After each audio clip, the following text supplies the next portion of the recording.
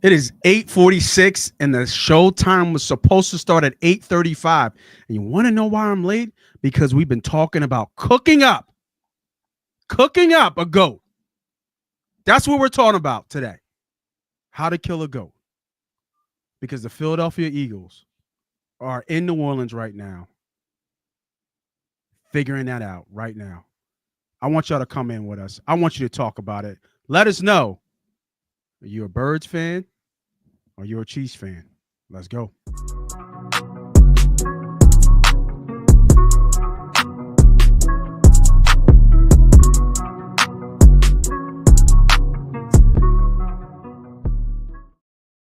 Speaking of cooking up stuff, I'm cooking up a new intro for us, so it's gonna be hot, hot, hot, hot. Joe's gonna be cooked. It's gonna we started off with something, but we're gonna end up with something new, and it's gonna be with two.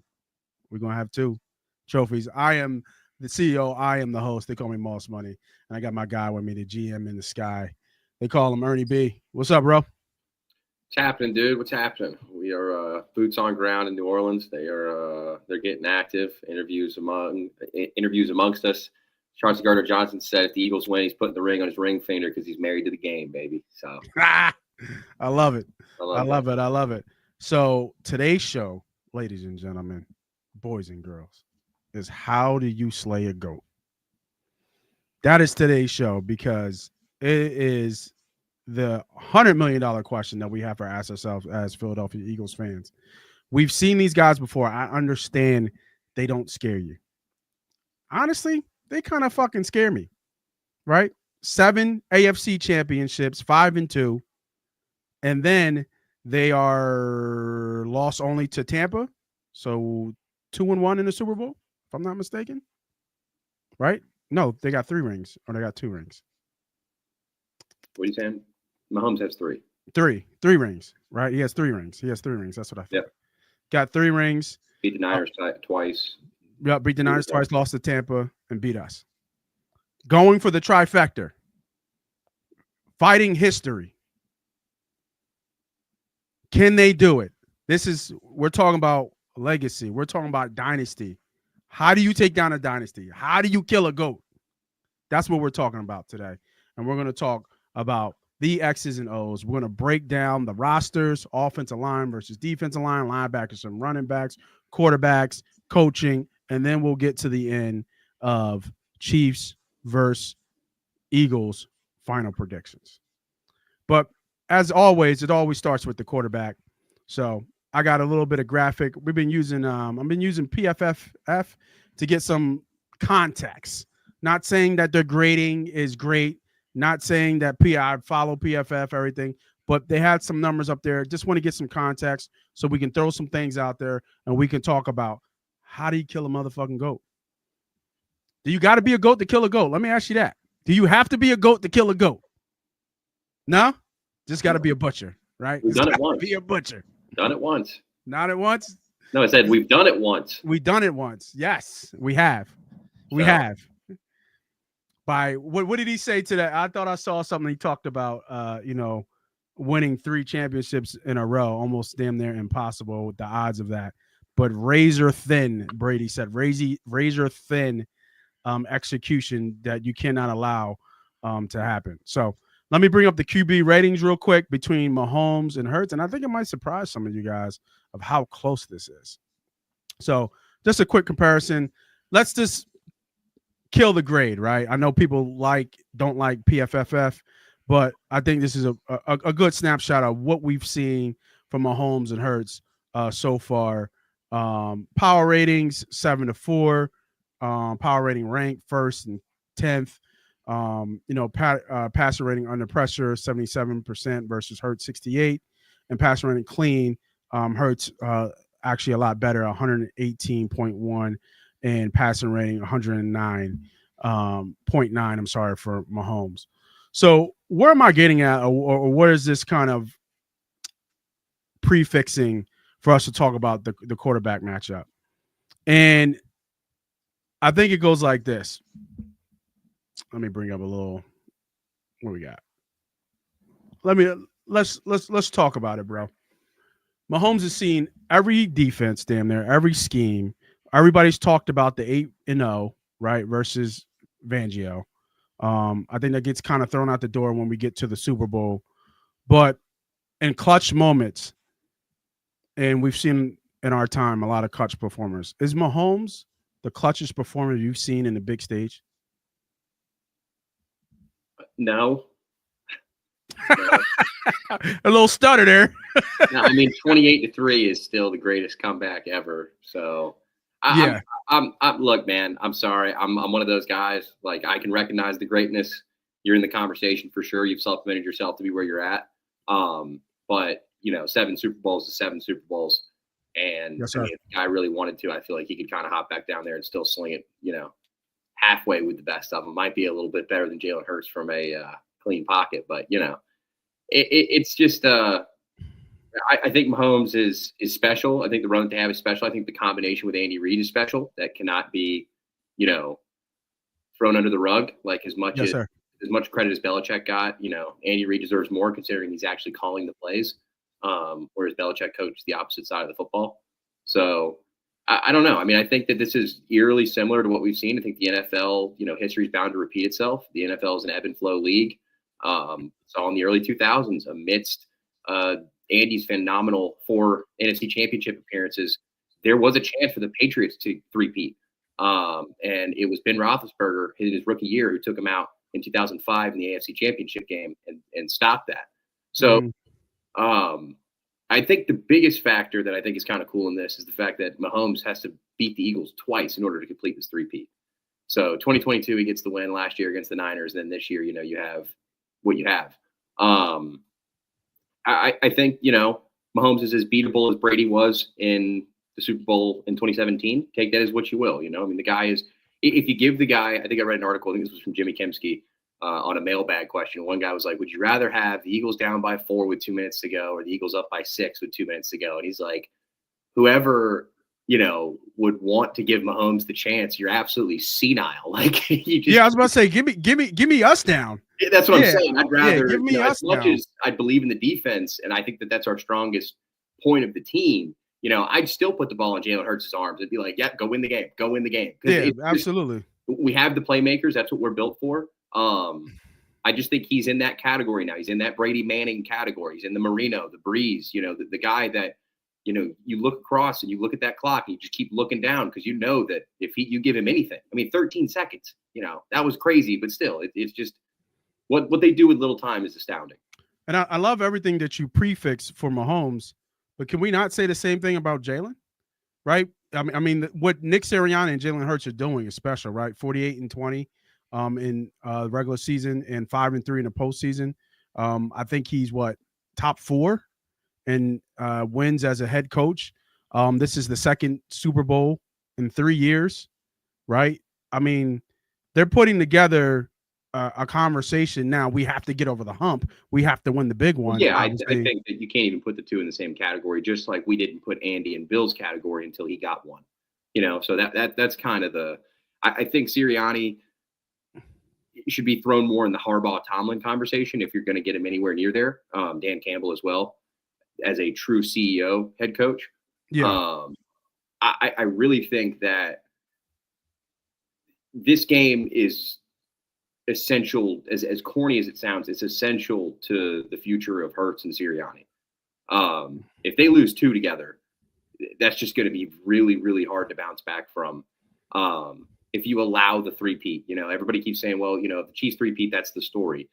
Well, look at what the 2022 Super Bowl loss did to the Eagles. I mean, it really just, it took a lot out of the team. It's a long process. It's a hard road. It's a long road to get to. And, as much as I hate to say this, this early in the show, the Eagles have one option on Sunday, and that's win the football game. Yeah, it's win. Next season, it's not even going to be close to this. It won't be close. They will not have the perfect combination of everything happening at the same time like the Kansas City Chiefs do.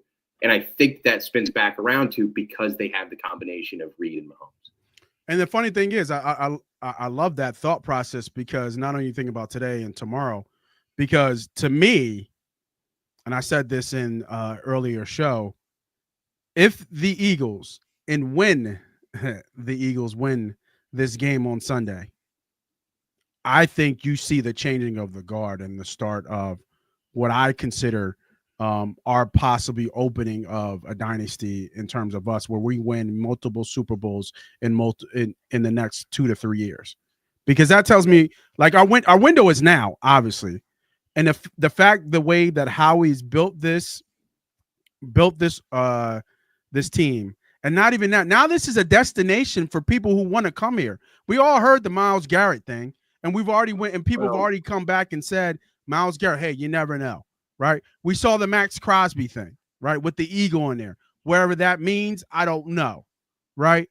But still in all, people want to come and play in Philadelphia they today. do, but it still has that. Some guys are still, whether they want to admit it or not, are still a little scared to put it all on the line for a fan base like this. That you Oh know, yeah, yeah. It's different to play here. Zach It's Bond could be the complete opposite. I mean, he could have a couple. He could be what he was supposed to be, which was a rotational linebacker and a special teams ace, and he could miss a couple tackles and possibly let up one kick return touchdown. Everybody would say he sucks. So, and now he's in the running for the NFL and defense. he probably has, right? That scenaro's probably had in New Orleans. No, he doesn't. He doesn't play special teams, but because No, he's in New Orleans, when he was oh, in I'm New sure. Orleans. Yeah, Yeah. Like I said, if he was, came in with the expectations that were set for him and didn't exceed those, to NFL Defensive Player of the Year, I just think this is much more of a destiny ride than 2022 was. This feels a lot more like 17 in a sense of just they dominated the whole way. There just wasn't a change in the guard at quarterback. I just think that So who did they play before? They had it. What was it? Double doink? Was that the game before the Vikings? The Falcons game is the one where Jalen Mills may or may not have. Oh, with Julio Jones. Yeah, with Julio in the corner, in the right hand corner. Yeah. And then they opened up the season against them. This year after that, the same play happened again. No, see, it's funny you say that, and I think we're kind of moving off the quarterbacks, but I think it's a good conversation. You know what? I don't know if does this feel like 2017? Well, no, because 2017 was truly lightning in a bottle. Yeah, like I don't think it feels like 2017. 2017 taught you how to be where you're at today, just like 2004, 2005. But there's only 4 guys left from that team, right? From that Super Bowl team. It's only like 4 or 5 Elliott, guys. Rick Lovato, Lane Johnson, and Graham. Yeah, and BJ. So Jake Elliott might not have even. No, he wasn't on the team because that was his rookie year. Yeah. So I mean, yeah. I think what I'm trying to say is that though is 2017 was the first one. You got to get over that hump in order to even set the tone for what the standard is. Yes. 2022 was a young coach with experienced veterans that just seemed to work out, and they played really well. Now you have a QB who has been there and lost, a head coach that has been there and lost, star receivers that have been there and lost, a tight end that's been there and lost, an offensive line that is a mix, right? You got one guy, Mekhi Becton, who's right there with Saquon Barkley. Just winning makes them happy. I mean, just being a part of that is insane. Yeah. So I think what we're seeing is this goes back to 2004 where Andy and Joe Banner set up everything for us. And that got us to 2017. Once you reach over the hump, the formula changes. So 2022 was a different kind of way we reached that by having top paid players at certain positions. Now we're in the Super Bowl with Jalen Hurts making the money that he's making, A.J. Brown being a top receiver, Devontae Smith being a top receiver. You know what I mean? Like, you see what I'm getting at? It's a completely different kind of method, but this year just feels more like I said, man, they're an off-the-bus football team. I mean, Kansas City is phenomenal, and I actually think they're more explosive than they were in the last Super Bowl. They are. Even though their roster would say that they are, but their plays are actually even less. They're exactly. I was about to say they can be. Mahomes is last in the league in passes of 20+ air yards or more. So they're dipping and dunking. But Brady did that to his best for years and has multiple rings for it. They have really good defense. So I just think it's different now. I don't think it's a QB on QB thing anymore because I think Fangio brings such veteran leadership on the defensive side of the ball that Sirianni just gets to walk around and tell every player, like, look, just stay focused. I've been up 10. I've blown that lead. They're a much more refined team. So full circle. Hurts or Mahomes? You can't compare Advantage. the two. That's a stupid question. It is a dumb question, but I need you to answer it. That's one is in the conversation with Tom Brady, Peyton Manning, and one gets compared to Daniel Jones if you really refine some stats. But All right. Advantage, Chiefs. That's all I need. You can call it dumb all you want. That's all I need, brother. stupid question. All I need. Let's answer the motherfucking question. Colin Cowherd would tell you Bo Nix is better. Let's answer the motherfucking question. That's all I want to know. All right, let's talk about the big sexies, man. Another PFF grade here. Offensive lineman with 0 pressures. We'll scratch out Deion Dawkins. Through the champion. That was right tackle. Was he played right or left? Right. I think that's Deion right. Duarte Snow University there. Deion Dawkins plays left tackle. Left tackle. Okay, sorry. All right, Key Humphrey, center, and Tunney is the guard. Left tackle. Now. Left tackle. He's left tackle. tackle. Mm-hmm. Okay. Left tackle, and then Lane, and then Dickerson. These are stats from Championship Sunday, but really interesting when you look at when you look at the, who's dominating, right? And it's kind of even, right? So far, from offensive line and pressures, I think Lane kind of fell off 2 years ago a little bit there. He kind of took a step back, but he kind of gained back, where people have him as one of the best right tackles and tackles overall in the league. Had a better year this year, and Lane Dickerson's been a mower for probably the last 2 to even 3 years. Just a mountain of a man. I don't know. I was looking at the injury report. Did they actually practice at all last week, him or Juergens, or no? Yeah, they practiced. They did practice. Okay, but it was all BS. I mean, just walkthroughs. Yeah, you could say that. I mean, you're really not. Do you have any inside scoop of what's the? I know we know Juergens is playing. Back. I know they're playing, but Dickerson was a knee. Yeah, any known information that you could share of anything? Cam Juergens said 20 minutes ago he's good to go for Super Bowl LAX. So yeah, I mean, I know they're playing, but I mean, like, is Dickerson playing with like a torn meniscus? What I mean? Like, none of that's going to come out till post game. I mean, even anybody inside the locker room right now is not going to know about any of that stuff. They're keeping it too close knit. Yeah. They are practicing at the Saints facility. And I believe the Saints put up pictures of Zach Bond and Chauncey Gardner-Johnson in like pictures of them in their Eagles jersey in the facility for them, which is pretty cool because they were drafted by New Orleans.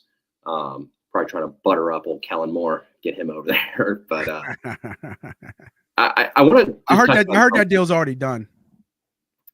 It's not done yet. That's what the rumor I keep saying. The rumor is it's done, but it's not done. They still got to get a contract done.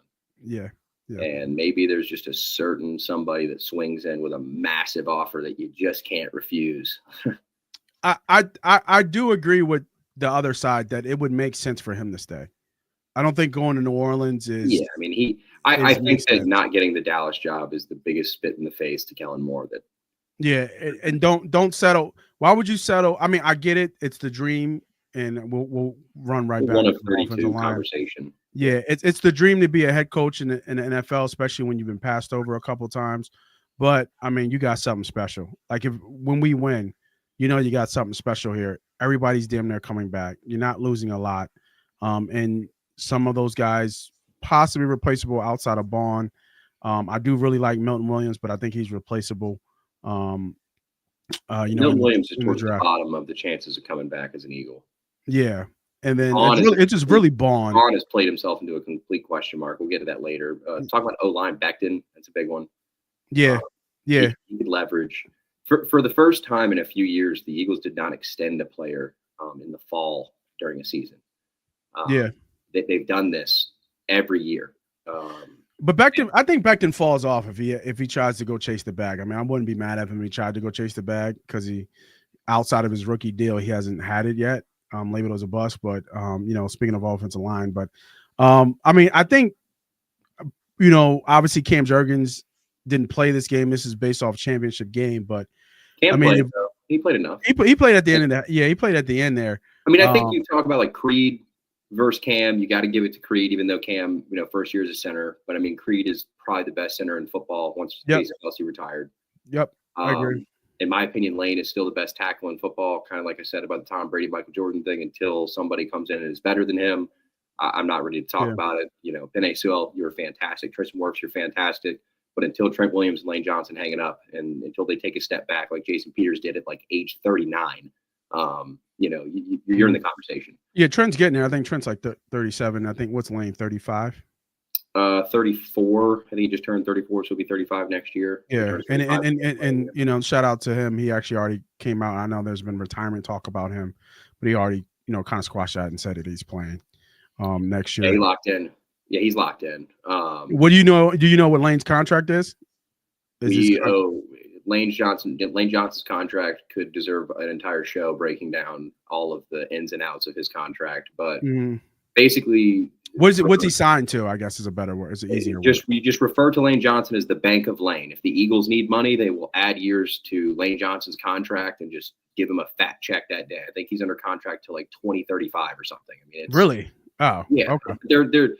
The way that we do contracts is it's hard to explain. So yeah. You can down a lot of years, and then in theory, if the player gets close to retirement, you bundle it all up and give him like a reward check, and then you eat like 2 years of dead cap. It's a whole. The Eagles are one of the only teams that do it the way they do in the NFL. A lot of teams think it's ridiculous, but a lot of it banks on homegrown players continuing to develop and continuing to be great. Mahomes is a bank for the Chiefs essentially. They just go to him and extend him when they need more money. So like when things got tight with Chris Jones, if they needed to, they could have gone to Mahomes. It's just that's how it works. Lane is like one of the more crazy scenarios in the entire league. Like the dude he's taken care of. Let's just put it to you like that. There doesn't need to be an NFL retirement plan. Lane Johnson's good to go. Yeah. I just want to know when his contract was up. That's it. It's in 2026 is when his contract's up. That's it. Really? Yeah, 2026. Really? Yeah, not 2035. 2026. That's what the question was. Question was, when is his contract? Really, because he's under contract till 2030, where he's getting a check for $3.74 million on 2030 on May, second day of the 2027 league year. So that's well, those are void years. He could become a restricted free agent at the age of 37 in 2027. That's all I needed to know. And we still eat $18 million somehow. So we got a couple of years. That's all I needed to know. Offensively ranked, the Eagles are 7th in offense.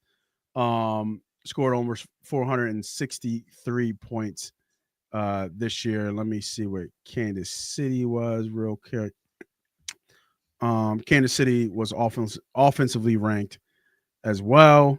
14th, scored almost 385 points this year. So when we look at the offense and offensive line, I mean, like you said, I would give the edge obviously to the Eagles, even though Mailata didn't get any nods in terms of recognition from Pro Bowls. But I don't know if you go by PFF grade, but it seems like he was the highest graded lineman, in the playoffs, if I'm not mistaken. Joe Tooney's playing out of position. Yes. Joe Tooney's an interior lineman who is having to play left tackle out of need because they drafted Kingsley Suamataia out of BYU, and he was not ready at all. And then they signed DJ Humphries from Arizona because he was waived to sign with a contender earlier this year. He didn't work at all. And I believe it was Wanya Morris was another one. I mean, they have really tried, so now their left side is Joe Tooney and Mike Caliendo. Caliendo was an undrafted free agent out of 2022. Put it into perspective, the Eagles' offensive line is loaded with talent outside. Correct. I mean, Mekhi Becton was the only non-decorated player this year. Jordan Mailata was an alternate. So Trey Smith not having the best year. Juwan Taylor's not the best player. But, I mean, you have Creed Humphrey, who's, I have him as the best center. I agree. He's the best center. PFF grade has Tony 8th ranked. I know that they're real big on Mailata. I know they have him ranked first in terms of tackles on their ranking. Jurgens is 11th. Where they have Lane at? How many Finn's tackles fourth. pull 40 yards downfield for blocks, though? Like, I feel like that's probably a little bit of like the inflation is when he's just cruising down the sideline next to Saquon and just gives a dude a nice pancake to the side. Yeah, right. Yeah. So they have Lane 5th. But it's just weird how I don't remember Mailata being hurt. No. Their snap counts, they have Lane almost having almost like 40 or 50 more plays. So I'm not sure Well, what. actually, I'm wrong. I let him miss 2 games with Fred Johnson. He had to play. Yeah, he did. Fred did play. Yeah, Big Freddie. Yeah, you're right. You're actually right. Yeah, I forgot about Fred. Yeah, Fred did play. Kruger But Johnson. I think we would agree here. When you look at the offensive line, advantage Eagles. Eagles Yep. blow them out of the water. And I mean, they 100% blow them out of the water. They actually, if I were the Eagles, if you look at rostered, the Eagles have 11 rostered offensive linemen heading into this game. Well, I guess Chiefs have 10, so that's not bad. No, they also have 11. Yeah, 5, 9, 11. So it's going to be interesting to see who gets cut for Brandon Graham. Talk about the defensive line conversation. So yeah, for sure, because he's going to play. Would you say Huff? No, they'll cut. Talking about something to cut. Oh, you mean cut? Is it cut or is it just cut a guy to activate? It kind of sucks because you're going to be there up for this whole week, and then you're going to have to get sent home for BG to play. So I'm going to guess Brett Toth, journeyman offensive lineman, Jeff Stoutland kind of trainer guy because he's on the roster right now. They'd probably say they boot him out, bring BG back. But, I mean, Huff only played like towards the end. I mean, Fangio has been running a 3-man edge rotation. I mean, but you said cut. They have to actually cut him from the roster. They have to cut a player to add BG because he was. Yeah. Okay. Yeah. So yeah, it won't be Huff. My bad. No. Yeah. But I don't think Huff plays like. Yeah, he probably won't. I don't think Huff playing time matters on BG or not. Like, I don't think. I mean. Yeah, I think Fangio. When you look the way Fangio does, and I think you said this before, he's one of the most. What's the word I want to say? He's one of the guys that when you see coach a defense, he will pull you in a second. Oh yeah, he will shift. Oh, bad rep. And adjust really quickly. So if they're not getting pass rush, especially in the Super Bowl, best believe he will see if Huff has any juice and to give this pass rush. If they're not getting to the quarterback. Yeah, Huff will play if they're not getting into the quarterback. Yeah. He will go through his rounds. He will go through his Nolan Smith, Josh Sweat, and Jalix Hunt would have to look real bad. But yeah, so like Nolan would have to get kind of stonewall. Like you said, Sweat wouldn't get home. Like Sweat just switched agents today. Yeah, I did see that, and I think they said that he's going to get a lot of attention in free agent. He doesn't come back. I don't think he comes back. No, he's gone too. Him and Milton Williams. The defense is going to see a lot of. It's the sacrifice if they want to keep on. We'll get into that, but I mean that's the kicker. I think the edge rotation with BG or without BG, because I mean, what are we talking here, dude? Like 15 snaps, like 10 snaps, like it's being on the sideline, having the jersey on. But he'll. I mean, I like their rotation. I mean, I know. I had his name sound right. It was Ojomo. Ojomo, yeah. Yeah. I know he's injured right now, so that kind of messes up your rotation, kind of inside. But I mean, BG can play inside. So on passing downs, almost like a specialist, Chris Long-esque, right? When you know they're going to be passing, you can bring him inside. You know what I mean? I want him like. But that opens him up. That opens him up for a little bit of injury, right? Like that does open him up. But from what I heard, it's completely open to a re-tear. The hardest for sure for him is going to be the push. I've heard that he's accepted the fact that, like, I mean, he's going to go out with or without this arm. So it's he's laying it all on the field, and as a player, that's what you do. I think the only other player that I can think of, I was looking at some research of this, is I think it was Ray Lewis. Yeah, Ray Lewis had the same kind of deal, and went came out back in there. 12 games for the last Super Bowl the Ravens were in Yeah, um, to play. So yeah, they lost that Super Bowl, right? They didn't win that. yes. Yeah, they lost that Super Bowl. So I mean this is what he does. I No, mean no, Flacco won that Super Bowl. this is the song, right? It's a Super Bowl. No, You know, Flacco won that Super Bowl, right? did they? Yeah, they I think won. I Ray feel like Lewis they last did. game. I could have sworn they did. Yeah, they might have. I forget. Um, but I Did mean, they it's beat going to be Colin the same Kaepernick in the night? situation, and I mean, I would play him early, see what he can do. If he's going to be juiced, right? They're all going to. He's going to be talking and doing what BG does. So, we'll see. But I mean, when we look at this, we look at this offensive line. I mean, I'm sorry, this defensive line versus the Chiefs defensive line. We got obviously the mainstays and the big boys up front, Carter and Davis, and then you got I kind of call Milton as that third starter. I mean, I've killed them all year. It is what it is. I'm still not the biggest Nolan Smith fan, but it is essential for Nolan Smith to have a good game. Nolan Smith Yeah. has to have a good game. One of the two, Smith or Sweat, has to have a good game. Somebody has to be able to pressure from the edge, kind of force a Mahomes up the middle, and let the big boys eat them up front. But when you look at the Chiefs the Chiefs, the Chiefs defensive line, they're just as good, if not even better.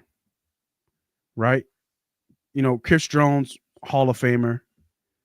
Who's the boy from? Was it Iowa or Purdue? Karfalakis? I forget how you say his George name. Karlaftis. Right? Having a hell of a edge year as well. I think trying to think who else is on there. They have somebody on another edge. Charles, what's his Mike name? Dana. Mike Dana's Dana's pretty the other decent. starter. Yeah, Dana. Aminahu has taken a huge step back. Omen, I think Charles Aminahu. Yeah, taking a big step back this year. He's lost some snaps. Him and the 2023 first round pick Felix Anaduke Uzama have also lost some snaps from not playing well. Karlaftis, though, has been their best edge rusher by far. By far. Mike Dan is their veteran presence. Karlaftis also had 8 sacks, just like Josh Sweat during the regular season. Treshawn Wharton is their nose tackle. Him and Big Mike Pennell. Derek Notty's back there. But it all starts over front, just like it all starts with Carter. It's just different because Chris Jones is going to line up at every single defensive line position, which is not something that Jalen Carter does. He's the only interior defensive lineman that does this in the NFL. He does this because he's Chris Jones and he can do whatever the fuck he wants. Yes. But yeah, he can go play wide 9, he can play 3, he can play 0, he can play 1, shade, doesn't matter. He can play 4-eye if he wanted to. He's going to do what he wants to do. And from what I understand, it's a silent understanding between him and Spags as he's going to line up on whatever side, and that's predetermined by which offensive lineman he wants to target. It's going to be Becton. It'll be Becton. Becton, yeah. I know a lot of those smaller kind of edge rushers like to mess with Mailata a lot, just because they feel like they can get under him. Now, yeah, Jones is a big boy, right? Jones is like 6'5". Jones is going to want Cam Jurgens. That's what Jones is going to want, because that's going to require the double team, which is going to happen all day. So if you think about it, their whole goal is going to be pushing Saquon to a certain direction. They're going to want to force him into an area and hope that Nick Bolton and Drew Tranquill can clean it up. But I would assume they're just going to stack Jones and just tell him, just go eat 2 people up at a time, and if he's not, they're going to have to pick up either him or Deshaun Wharton. They're going to have to pick up one. And Cam Jurgens is not Jason Kelsey. He's not going to make the right check. He's not going to make the right pickup every single time. I just think there's times where Chris Johnson's going to bet on Cam Jurgens making the wrong call in the Super Bowl. Becton's just more of a man-on-man kind of, Well, I think looking at Becton, his he played. I mean, he's 6'8", right? 6'8", legit 6'8", 6'7". And when you look at that, that for even a bigger defensive lineman like Chris Jones, you still can give leverage, right? Pad under pad, as they say. So I think if you look at all of them, you're slow-footed, you're person who hasn't been in this moment, your person who's going to make the mistake out of the 5 up front, I would put my money on Becton, right? He's good. He's good for a penalty, whether it be false start or a holding penalty during the game. So I'm trying to think of that offensive line when we played in 2020 2 years ago, 2022, right? So who was on that offensive line? We had Lane, Mailata, Kelsey. Our right guard was Sayamalo. Salamanu, and our left guard was Dickerson. Dickerson, right? Yeah. So when I look at this, I'm going back to look at this box score. Was Chris Jones a problem in that game? I mean, he had 3 tackles. Defensive linemen on the stat sheet don't count. Yeah. So I mean, the stat sheet for defensive linemen is tough to call because they can do so much more than that. It looks like sacks were by linebackers and somebody named Saunders. So just 2 sacks in that game. So I think that we have to keep our eye on Chris Jones though, for sure. Definitely have to keep our eyes on Chris Jones and how he affects our defense lineman. But if I'm Chris Jones, I'm lining up on Becton all day. But who would you give the nod to? Advantage, D line, Chiefs or Eagles? I'm gonna give it to the Chiefs just based off Chris Jones. Yeah, I kind of think I'm gonna get that veteran nod there. I think next year it won't be a question, even without Milton Williams. I think Moro Ojomo steps up large. I think the Eagles will add to that interior pass rotation. Ole Smith, Walter Nolan would be a nightmare for the NFL. So I think that's just kind of a thing. I got to give the nod. Karlaftis has had just as much success as Josh Sweat. Mike Dan is a great situational player. They also bring Leo Chenal down when he plays Sam, and he's their stand-up pass rusher. So he's kind of what we wanted Bond to be this year if Bond was supposed to be what we thought he was going to be. And Chenal is really good at that. So you got to watch out for him on the blitz. Tranquil is good in pass coverage. Nick Bolton, the linebacker, he's good in a run blocking sense. So I don't know. I just think the veterans up front for the Chiefs take over the Eagles youth movement. Yeah. No. That makes sense. It makes sense. I agree with you.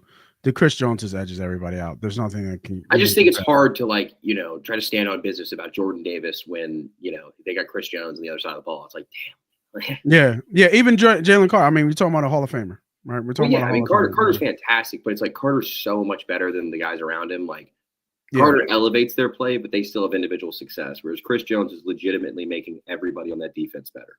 Absolutely. Chris Jones gets people paid. Jalen Carter doesn't get people paid yet. Yeah, I agree. So you talked about him, right? A little picture of Zach Bone. We're talking about this defense.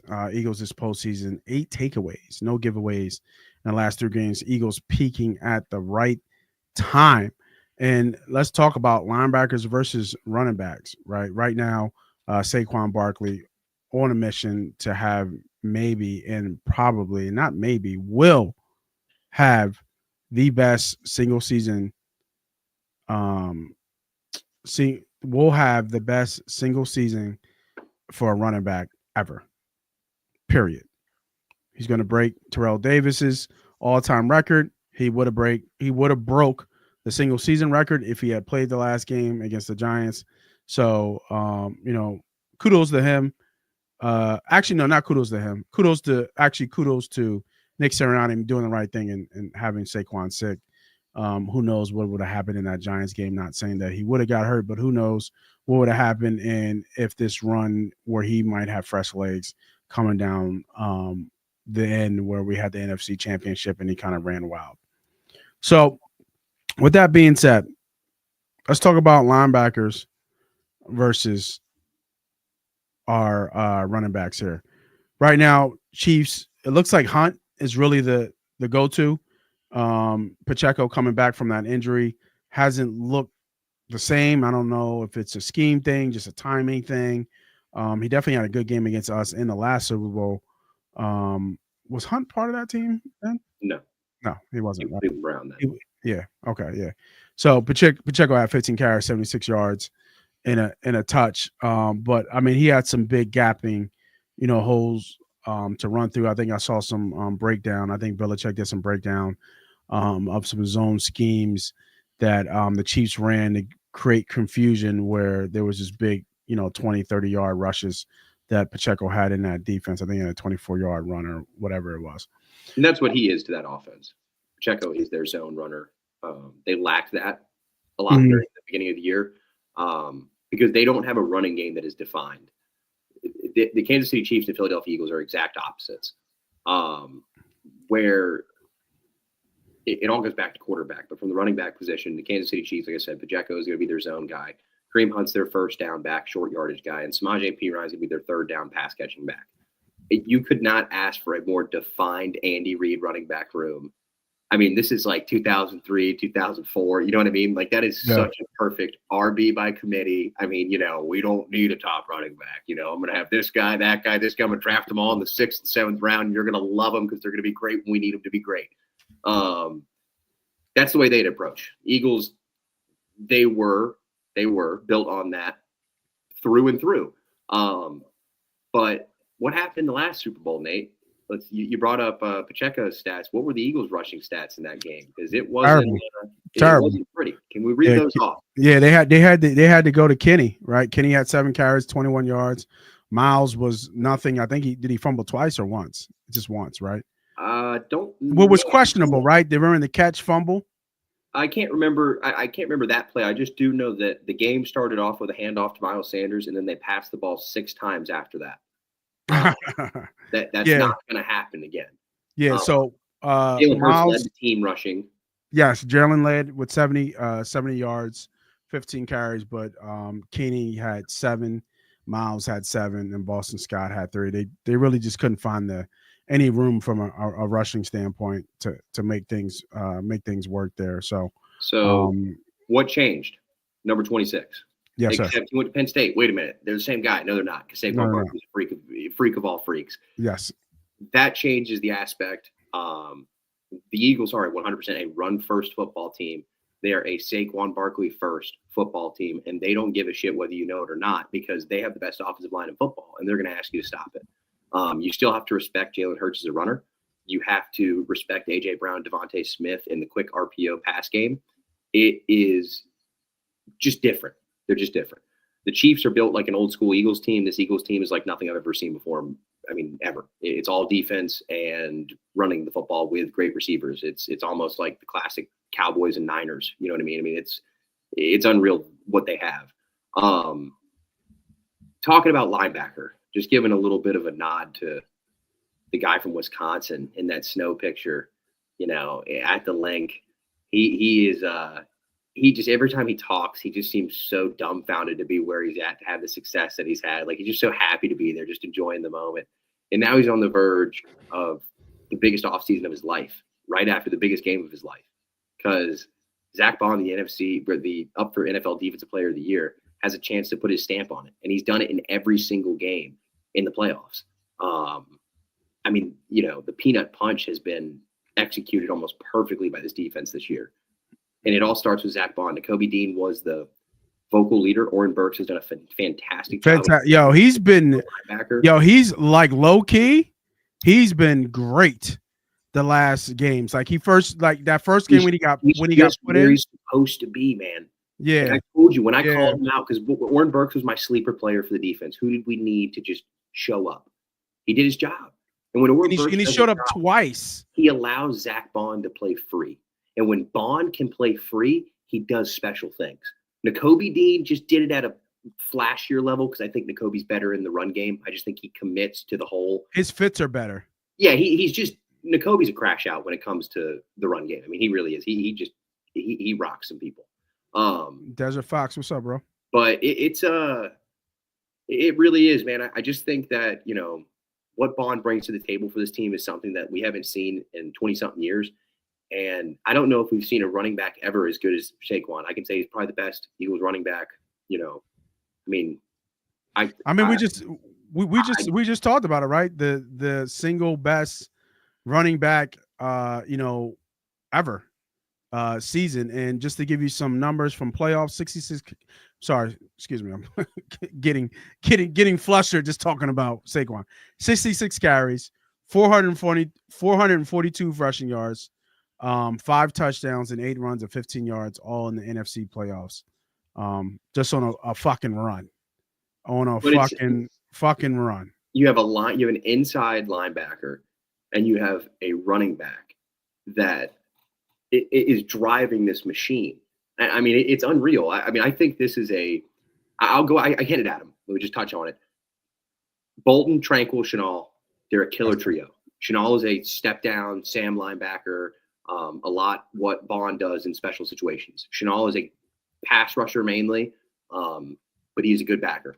Bolton is one of the most underrated off-ball linebackers in the NFL. I truly believe that. I think Nick Bolton is special. He's really good. Willie Gay was there before. I thought he was really good, but he ended up having some serious injury issues that had to get straightened out towards the end, and I just don't think they were good for him. Kind of similar to how Jalen Smith was, Cowboys linebacker, just the body kind of gave out, athletic kind of guy. I'm going to give the edge to the Eagles here, and I give it solely on linebacker with the height of what Zach Bond's done. And I'm just going to throw Nakobe Dean's season in there because I want that to be respected as well. His stat line was really good. Oren Burke stepping up. Jeremiah Trotter Jr. making plays. It's come from every single guy. Let's hold on Jeremiah, right? Jeremiah gave up that fake punt. That fake punt. He gave up a fake punt. That was him. That was him. It was his man. Fake punt. Right. He's recovered 2 fumbles so far. So I mean, somebody's got to hop on it. Yeah. Desert Storm, the defense is solid. I'm not worried about defense at all. Hurts has to make throws because if he doesn't, they're stacking the box. I love this stacking the box to stop Saquon. Who has done that? Everybody's tried. Like people, they tried it. They haven't stacked the box. They can't. No one's done it. No one's wanted to put the. They're scared of Jalen Hurts throwing it deep. So I would love for them to stack the box because that means it's 1-on-1 outside. Pick your poison, right? And they will pick Saquon. They want to stop Saquon because that's what makes us go. If Jalen Hurts beats you, then you just take that. But I mean, we've seen the last time Jalen Hurts has been in the big lights in the Super Bowl against Spags and his defense, and he lit his ass up. He seems a little less tight this go around. It seems a little looser. Like he's got that kind of Bama swag. Like we're supposed to be here. You know, like this is what it's all about. We're supposed to be in the Super Bowl. So, and they are. Yeah. I mean, they absolutely are. So, I mean, I think everything is, said. And like he said, what did the boy ask him? What about the last game did you take away? What did he do? He licked his lips. Next question. Next question. I motherfucker swear he's smooth, boy. I motherfucker swear he's smooth with that Kango hat. Oh, he wears. I know. With that Kango hat he wears. But so linebackers, we're going Eagles, right? We're going Eagles. I'm gonna give this a total win to the Eagles. And I think you're right. Running backs is not even. Let's go again. Birds all day, man. Total win. I want to state something though, just to be clear, that both sides to this argument are correct because running back by committees in the Super Bowl and they've been to 7 straight AFC championships and are going for a 3-peat. They have not had a number 1 running back, but a number 1 running back just completely changed a team that was spiraling down a toilet because they didn't have an identity and they found an identity through a running back who now has them in the Super Bowl, and we wouldn't be anywhere without him. So I just think it's funny that old school thinking. Let me ask you this. How do you feel about the naysayers that said, oh, the Chiefs just saw that in CMC and Christian McCaffrey? Because CMC did the same thing for the Niners, pretty much. No, he didn't run for 2,000 yards. He ran for almost 1,800, 1,900. That's cute. It ain't 2,000. It's close. 1,499 is not 1,500. It's just it's close. 999 is not 1,000. It's not. It's 100 yards in an NFL football game is a lot. Not nowadays. Is a lot. I'm not sure nowadays. See, I would say CMC had the same impact on that team, but I would say Barkley's impact is just more. I think Barkley is a more but it's very close. Special It's like players who are 1A, 1B. intangibles. I think McCaffrey, and people are going to hate that I say this, but I think McCaffrey's a more talented football player. But I think Barkley has more intangibles, and I think that Barkley just wants this more than most people do. I mean, they better. They all want this He shit. doesn't know what it feels like to lose a Super Bowl. He knows what it feels like to be on a losing NFL team for multiple years. It's a different kind of hungry, man. I mean, that original reason was CMC was stuck in Carolina for a long time, bro. It's not like he was winning anything in Carolina. Dude, God, this is gonna sound so bad, dude. I'm not talking shit about Christian McCaffrey. I'm just telling you, all I'm saying, it was, it's very similar stories, very similar paths, and obviously very similar, Super Bowl opponents. I think we can talk next year, like the second year of Saquon. Yeah, the first year of Christian, yes. Yeah. You know what I mean? But I think it's a sustainability thing because McCaffrey did in fact fizzle out. We can agree on that. He's the highest paid running back in football, and he couldn't get through a season because of a calf. Yes, so. I agree. So let's finish off. Well, actually, no, we have the coaching matchup that we got to talk about still as well. But Eagles receiver cornerbacks versus Chiefs receiver cornerback. Not even a debate, but you have Trent McDuffie, who's one of the most underrated corners in all of football. Yep. He's a lockdown stud. He's going to give whoever, A.J. Brown, Devontae Smith, a hard time. Their nickel, Chamari Connor, he's feisty. The Justin Reed, Brian Cook combo is solid. Jalen Watson's good. He's back. Joshua Williams actually started for him in 22. Who does McDuffie be on, you think? They don't. They're by. They're by side. They don't follow, right? They're on the side. No. They're just on either side. So who's McDuffie going to be lined up against? Is it going to be Devontae? Either or. I mean, they like I said, they're just going to stay to it. Like they're not going to. They're going to see each corner will see each receiver in this game, on both sides of the ball. Okay.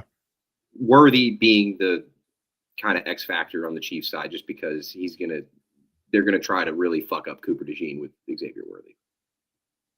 Yes. Try to test Quinyon or Slay deep.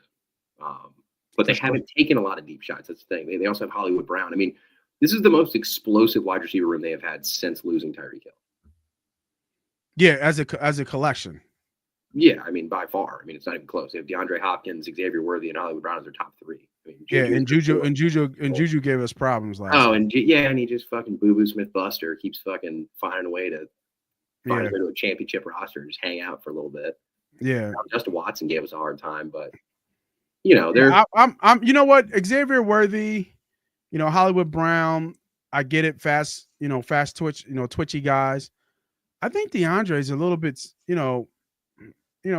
could just out of nowhere just show up. He just doesn't drop the ball. Like that's the thing about him. Like you could try to take DeAndre Hopkins' head off, and I'm not trying to be rude in this sense, but his concussion will still not let him let go of that ball. He's gonna hold on. Like he's incredible when it comes to catching the football. He reminds me a little bit like McCarron, Scary Terry out in Washington a little bit. I mean, and I say that in terms of, just a vet who knows how to go get the ball, who knows how to get open, who knows how to make a play. I think this is very reminiscent of like a more of like a Revis to New England kind of feel. You know what I mean? Like they're a little bit more on their back end, and I know a corner is a bad thing, but I didn't want to say Randy. You know what I mean? I didn't really want to say Antonio Brown because it wasn't. Those are kind of bad examples. Yeah. But I really think this point in his career where he's at, there would be no better situation than having Mahomes throwing the football. And I think that Andy Reid doesn't ask him to do anything he's uncomfortable with. Mm-hmm. And so I think him and Kelsey have a lot of freedom in the offense. And I think that Hopkins is just running routes that he's confident in. And, like you said, he's not at this point, he's not really taking the top off of defense, but he's never been that. Maybe you're throwing less 50-50 balls his way just because he's a little older. But I mean, why not test the young corners in the Super Bowl against DeAndre Hopkins? That's what I'm saying. Yeah, exactly. You know what I mean? Like I would think that they would. I mean, Worthy. Yeah. You're talking the motion stuff pre-snap. That's where they're going to try to get Worthy going. So yeah, like it's like the name still says it's still DeAndre Hopkins. When I don't think Quinyon gets too much into that, But No, I mean Quignon will talk shit to whoever he wants to. yeah. But it's still, for a second there. So I like, think the first oh shit, time that he that's gives him like DeAndre. 3 steps off, you know what I mean? Like it's press and he backs up a couple steps to just kind of try to click and close. And Yeah. Hopkins is a little faster than he thinks he is. I just think there's going to be kind of a, I mean, Hopkins is not, he's no pushover man at all. No, absolutely no. Yeah, no, absolutely not. Absolutely not. And then you got to worry about, I'll put Kelsey in the receiver group here. Yeah, that's just number Kelsey one. across, Kelsey, did he do work against us last game? I think he did, right? 6 catches, 81 yards and a touch. He led them last year. And we already saw just what Zach Ertz did to us, right? And that's Zach Then Ertz. there's that debate going around right now whether that's what Fangio wanted, was to just let up the stuff to Ertz. I don't think coaching works like that, but Yeah, I'm not sure about that. But I mean, I don't think you want that for Kelsey. You don't want Kelsey to eat you up because that's dangerous. like I just don't see a world in which a coach like can come into Monday morning and I'm like, all right, we held DeAndre to 11 catches for 81 yards at tug. Like, good job. It's like, no, that's not. Yeah, right. There's no success off that. I rather DeAndre Hopkins. If DeAndre Hopkins eats us up, then it is what it is. Than Kelsey. I think Kelsey's dangerous. I just think late in the game, that's when it gets a little scary. They're going to take advantage and try to get Kelsey on CJ 1-on-1, and that's a problem. That's a nightmare. That is a problem. Yeah, and they know that's a. I actually been talking to people about the red zone look. You remember the touchdown with Sky Moore and Kadarius Toney? Oh yeah, that shit was fucking wide open. Well, the Toney look was where, right. The look where we'll do the cover one, and then CJ will drop into kind of like a nickel thing. Mm-hmm. He kind of turns into the star because DeJean's there, but he maybe not maybe we're out of nickel. You know what I mean? So DeJean's off the field. We have an extra defensive lineman. Gardner Johnson slides down because it's like close red zone. That is where I could see a worthy Hollywood Brown double reverse that just puts Gardner Johnson in a fucking blender because he just does not have that short space quickness like he used to. It's just not there. Yeah, now that's going to be a problem. I think he's the. It's funny because I love him, but he is the weak link. Neither of our safeties are matchup safeties, though. So there's a reason why our outside corners and our nickel corner are exceptional because our safeties are not meant to match up. That's just not. Would it be cool if they could? Sure, but they still do their job. And they do a really good job at it. Yeah, no, I agree. All right, let's talk about it, man. Who you advantage? Eagles quarterbacks or Chiefs? On paper, this is Eagles all day. I mean, this is all right, man. I'm talking about the game. What you got? You going Eagles? In the game, or are you talking about? Yeah, in the game. I'm talking about paper. I'm talking about in the matchup. I mean, you only need to line this up once a year. So yeah, I'm going with the paper. I mean, I think the Eagles have better DBs. All right, that's all I need to know. Okay. And are we even talking about receivers at this point? Let's just do the graphic because I like. Yeah, I mean that's kind of the one wide receiver and running back. You kind of just an offensive line. You can just slide those through. Yeah, for sure. Hopefully, corner will be like that in years to come. You know what I mean? I mean, I just think McDuffie is so far ahead of the rest of his group, and I just don't think Justin Reed is a shade of what he used to be. You know what I mean? Like in 2022 when they had Reed in the Super Bowl, he was a difference maker. But now he's not. I agree. All right, we're getting close, y'all. Right, we're getting close. We're breaking down each and every position, and then we're going to get into how you really kill a Billy Goat, and the Kansas City Chiefs, man.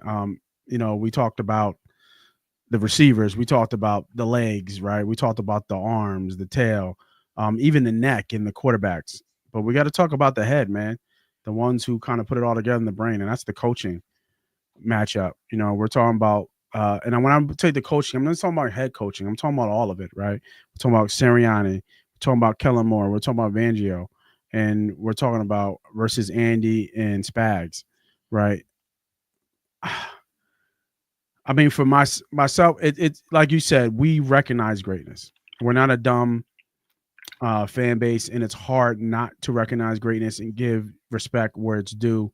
in terms of greatness.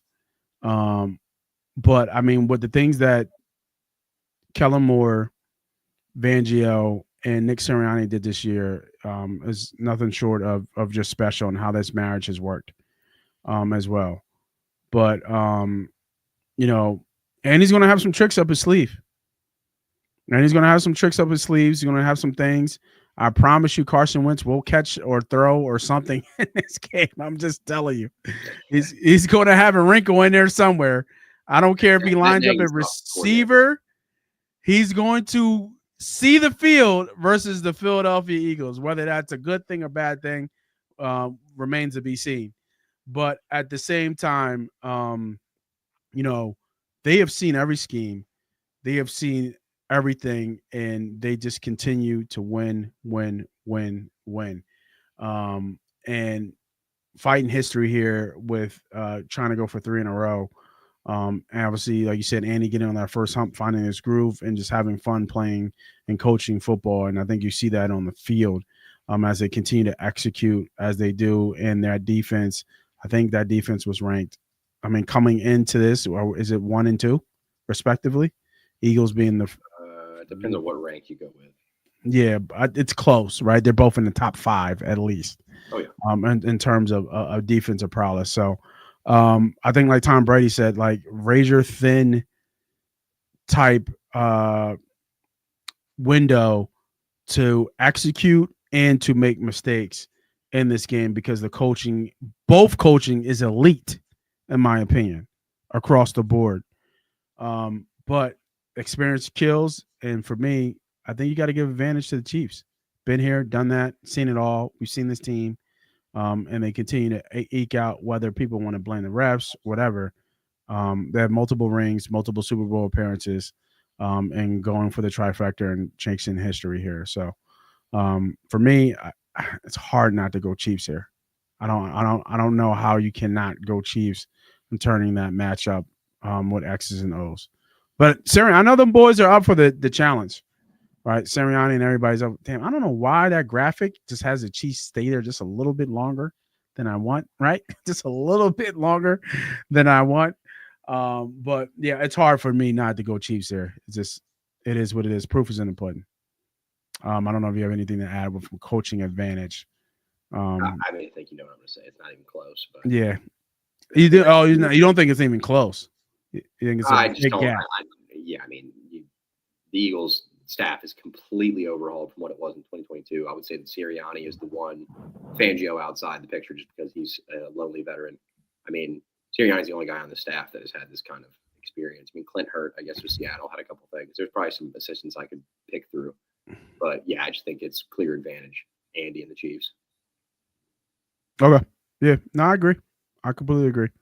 All right, man. We talked about everything about this game, from X's and O's, from players, coaching. I mean, this is going to be one of the final Victory Mondays that we can talk about here. We got I guess a free bye week of Victory Mondays this week. Eagles versus Chiefs, Super Bowl 59, New Orleans. Who you got? Can we get a hard over under? Hard over under? Yeah, like what's the over under at now? Because I know the Chiefs It opened. was 49 and a half. I think it's at 48 and a half. Has it come down a little bit? Because I know a lot of people have been talking about it's been going down. It has been. I mean, I think it's people are on the defensive side of the ball talking about. So sick. I hate to say that. But that would be so sick to have like a Rams Patriots Super Bowl, just 13-3. Yeah, 40. It's 40. Yeah, it was. I know it was when it first opened. It was 49 and a half. It opened up. I expect, from a betting perspective, I expect some little bit of traction here. 48 and a half. I think you'll see some. I think you'll see some bigger syndicates, groups, and betting groups start to come in closer to game time. It might go down to 48. And if it gets down to 48, it'll get bet right back up to 48 and a half pretty quickly. Do I see it going up to 49? It's just, it's the last game of the year. It's the Super Bowl. all bets are off. You can look at trends, you can look at numbers, you can look at rematches. There's so many different things that people are trying to find out. It's the fucking Super Bowl. All bets are off. It's really who shows up, who you feel is going to show up on the day and execute and have the best day, period. And for me, um, you can call me biased all you want. You see the colors, you see the green. Um, I think that it really comes down to chasing history. And when you're trying to chase history and trying to do something that's never been done, there's always, always a hard thing to do. It's always is. Um, can it be done? Absolutely. Are they in position? Absolutely. But the odds of them winning 3 Super Bowls in a row, it's got to be low. It's got to be lower than what we're seeing here in terms of the line. It should be at a pick at -1.5. But give me the birds. And give me the birds by almost maybe more than a tutty. I'm not sure if the Eagles come out and execute and get up early, and they were up early in the last Super Bowl, and I get it. But if they get up early, I'm not sure if the Chiefs are going to come back or not. They can, because it's always Pat on the other side. And That's my key to victory. Just score early, gas pedal, foot on the neck. Yeah, that's what I'm saying. Like you don't want to be chasing Pat. You want them to or give him an opportunity. But I think what I'm feeling this. I'm just feeling. You can't bet this, but I'm feeling this. 26-23. There's about 5 minutes to go. 4 minutes to go. Mahomes has the ball. They look like they're driving, and then somebody peanut punches it. Ball's out. Big debate. Who has it? You know what I mean? Eagles come out with it. And little Brandon Graham remake. And I'm thinking we close out 33-23. I think it's gonna go one of two ways. We either score and then like we go down and score and they get the ball back and have a chance. But I think defense is gonna win this game. Like I think Saquon's gonna and Jalen Hurts are gonna give us the opportunity to win it. But I think the defense wins the game. I think that was the only hope we had against Brady, and I think that's our only hope we have against Mahomes this go around. We've got to make a play. Yeah, I think it's easy for people to sit back and say we're just going to do what we're going to do, right? We're going to run the ball and play defense. Like I need more context. I need more. Don't tell me we're going to that's easy. That's the easy out. Like don't tell me that. Give me specifics. Let me know what the fuck you actually think instead of saying Saquon's going to run for 150 and we're going to do what we've done the last games. It's the fucking Chiefs. Yeah. Okay? Like it is the Chiefs. And Uncle Andy. Uncle Andy. Yeah, right? Like it is the Chiefs and Uncle Andy and cousin Pat Mahomes with nephew cousin Steve Spagnuolo, cousin Brett Beach, nephew Kelsey out there, right? Yeah. You know what I mean? So let's not get it twisted. Let's think of what exactly they're going to do to kill a Billy Goat. And to kill a Billy Goat, in my opinion, is that you have to put your foot on their necks and don't let up, right? Can they win this game for 4 quarters? It's going to be tough, right? It's going to be back and forth. Games built on momentum. But I think that I'm not sure if I've seen a game where Mahomes kind of made mistakes. Maybe that Tampa game. But I felt like Tampa they just beat their ass. Todd Bowles just has a way of like that. He's got a way of just doing what he does. And to believe it or not, I looked at this stat because I was trying to find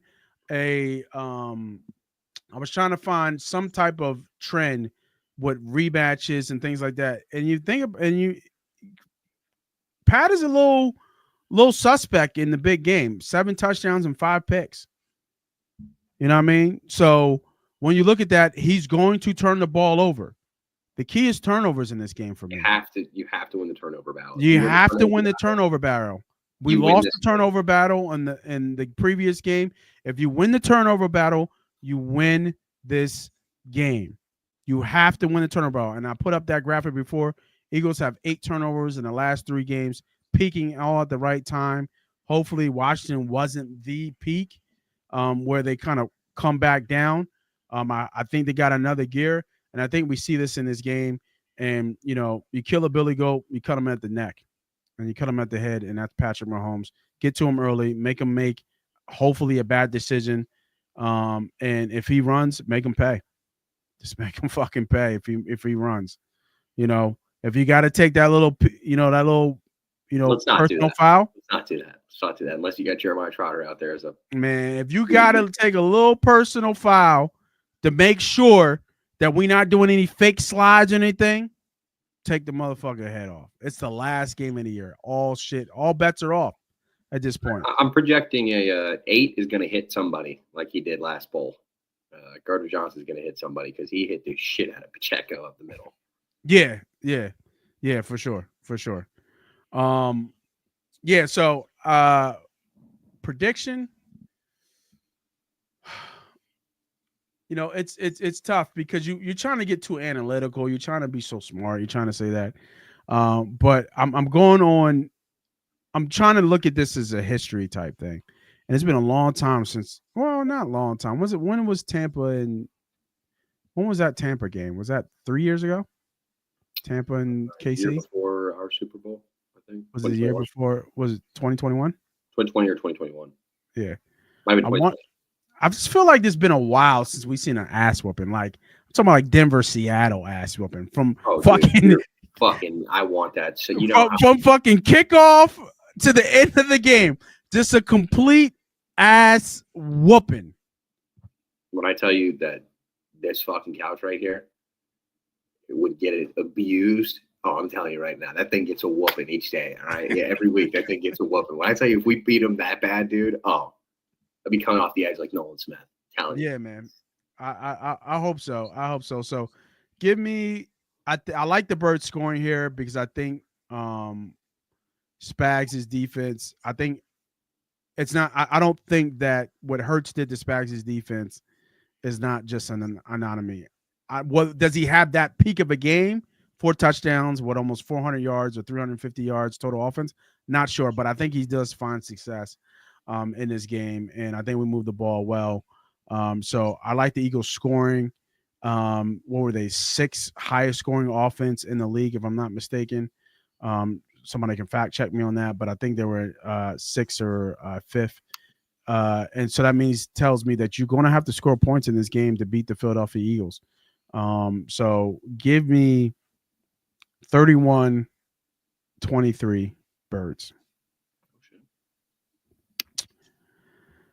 And ladies and gentlemen, that's how you kill a motherfucking billy goat. You break the motherfuckers down, you cut their legs off, cut the tail off, and then you go for the fucking neck.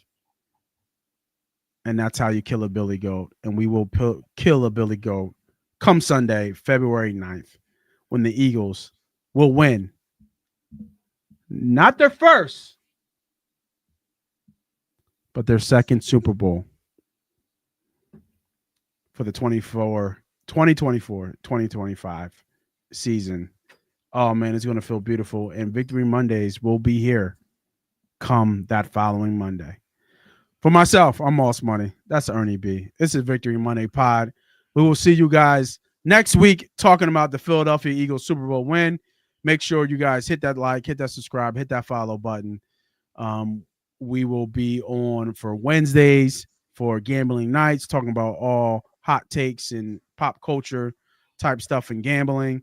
A lot of stuff happening in NBA, crazy trades. So kind of good conversation to see what that looks like.